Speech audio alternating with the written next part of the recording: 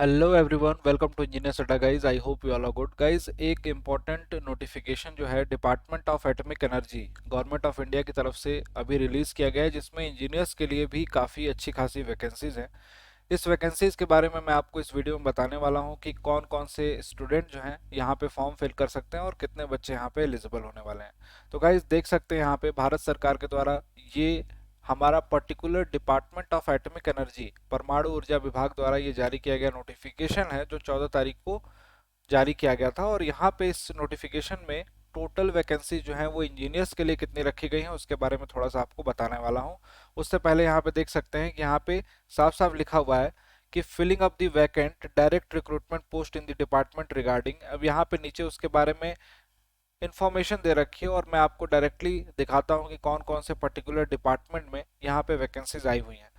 यहाँ पे देख सकते हैं सबसे पहला बार्क है, उसके बाद एनएफसी, एएमडी, एचडब्ल्यूबी, डीपीएस और आईजीसीएआर।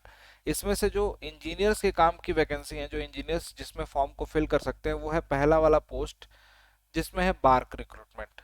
ठीक है, आप सभी को पता है कि बार्क में अक्सर इंजीनियर्स के लिए वैकेंसीज आती रहती हैं और यहाँ पे इसमें जो पोस्ट आई हुई है, तीन पोस्ट हैं। एक तो पहली पोस्ट यहाँ पे आप देख सकते हैं कि साइंटिफिक ऑफिसर्स की है, ठीक है, जिसमें बीटेक वाले स्टूडेंट अलाउड होंगे और यहाँ पे 157 सीट होंगी।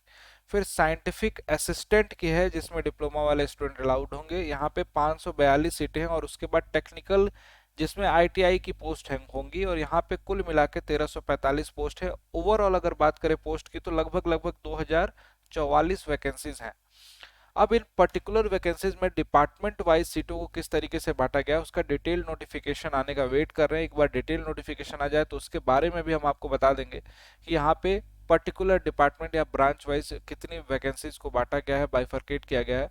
और इन सभी पर्टिकुलर वैकेंसीज के लिए एग्जैक्ट एलिजिबिलिटी क्राइटेरिया क्या होगी, अगर एज की क्राइटेरिया की बात करोगे वो पास आउट या फिर जो ऑन गोइंग अभी परसुइंग है, फाइनल ईयर स्टूडेंट हैं, कौन कौन से एलिजिबल हैं यहाँ पे स्टूडेंट, उनके बारे में डिटेल नोटिफिकेशन आने के बारे में हम आपको बता पाएंगे। और साथ ही साथ ये बोलूंगा कि देखो, एक तो आपकी ये पर्टिकुलर वैकेंसीज तो है ही, इसके अलावा भी बहुत सारे इंजीनियरिंग फील्ड की वैकेंसीज हैं, जेई के लिए वैकेंसीज हैं, एई के लिए वैकेंसीज हैं। उन सभी वैकेंसीज को आपको मद्देनजर रखते हुए पढ़ाई करनी है।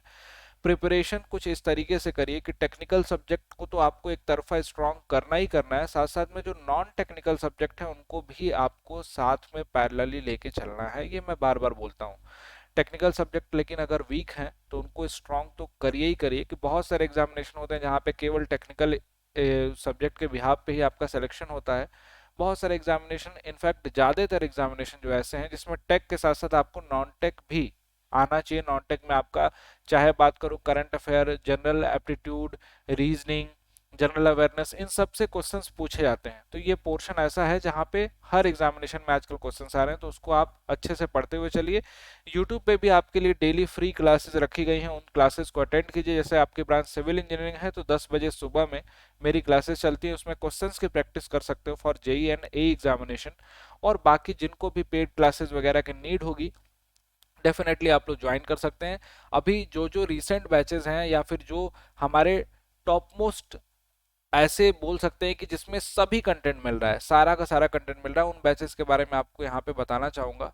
सबसे पहला तो जैसे बोले जाए कि सभी बैचों का निचोड़, सभी बैच एक ही बैच में आ जाते हैं, वो होता है हमारा महापैक।